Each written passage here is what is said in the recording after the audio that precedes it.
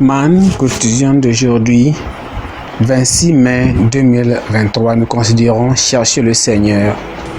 Chercher le Seigneur. Prions, Père, nous te remercions, te glorifions aujourd'hui pour cette opportunité que tu nous as donnée. Nous savons que, Seigneur, encore ce matin, tu veux nous parler. Aide-nous, Seigneur, qu'on a encore plus te chercher dans toutes nos activités. On va te chercher davantage pour te connaître davantage.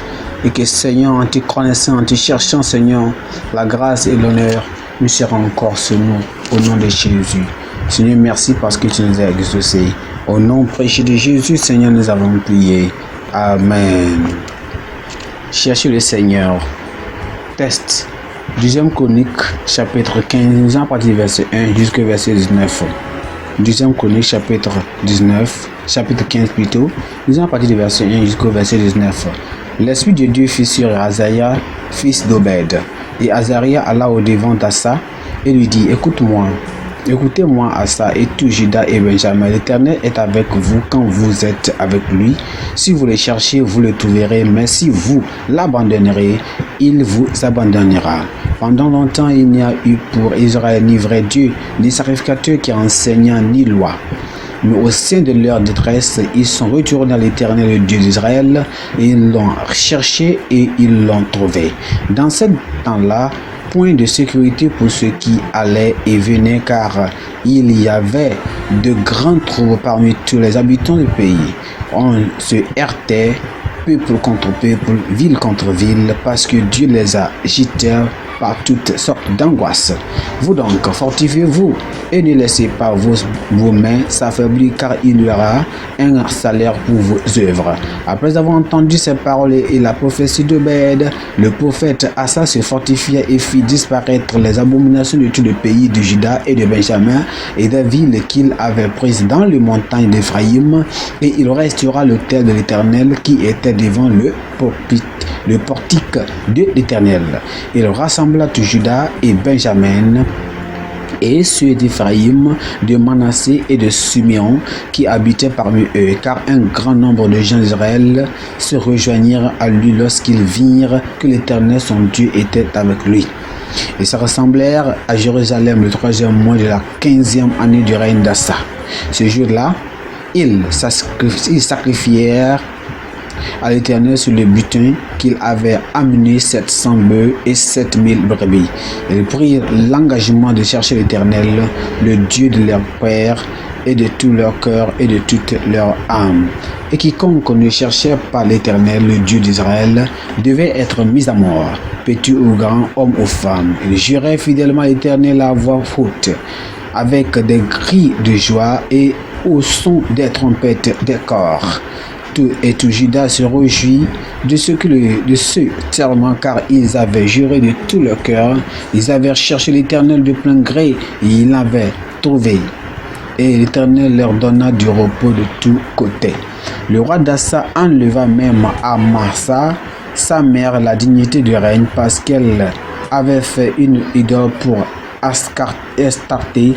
Assa abattit son idole qu'il réduit en poussière et la brûla en torrent de cédron. Mais les hauts lieux de disparus point d'Israël, quoique le corps d'Assa fut entier à l'Éternel pendant toute sa vie, il mit dans la maison de Dieu les choses consacrées par son père et par lui-même, de l'argent, de l'or et des vases. Il eut point de guerre jusqu'à la 35e année du règne d'Assa.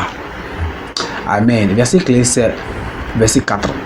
Mais au sein de leur détresse, ils ont retourné à l'Éternel, le Dieu d'Israël.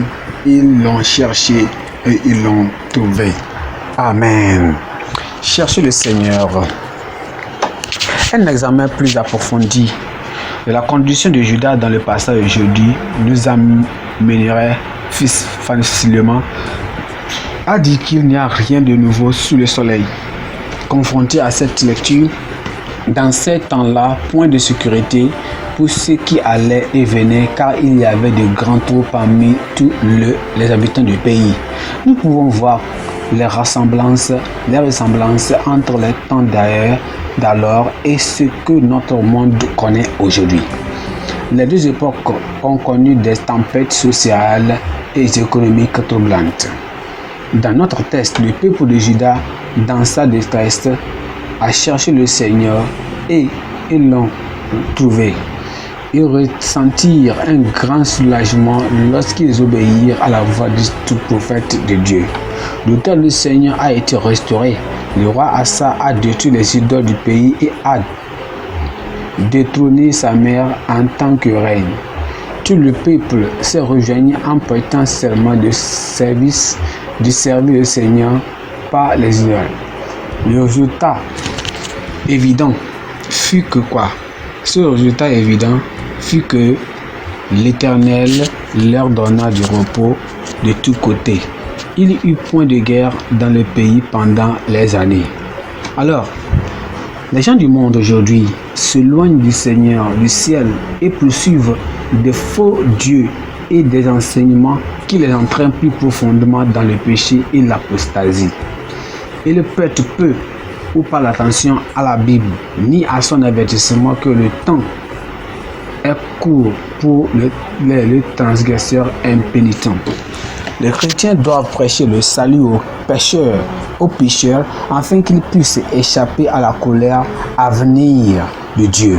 Nous devons également continuer à prier pour que le monde reçoive la lumière de l'Évangile, puisque Jésus est mort pour sa rédemption. Pensée du jour. Sauvez ceux qui périssent avec la parole. Sauvez ceux qui périssent avec la parole. La Bible en est un nom. Amos chapitre 1 jusqu'au chapitre 5.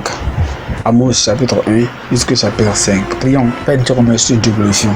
Nous t'exaltons pour cet appel. Et tu nous rappelles encore que nous devons aller prêcher l'évangile. Aide-nous, Seigneur, à le prêcher et le faire au nom de Jésus. Aide-nous, Seigneur, à être des obéissants à ta parole et des prédicateurs de ta parole. Seigneur, te remercions parce que tu nous as exaucés. Au nom de Jésus, nous avons prié. Amen.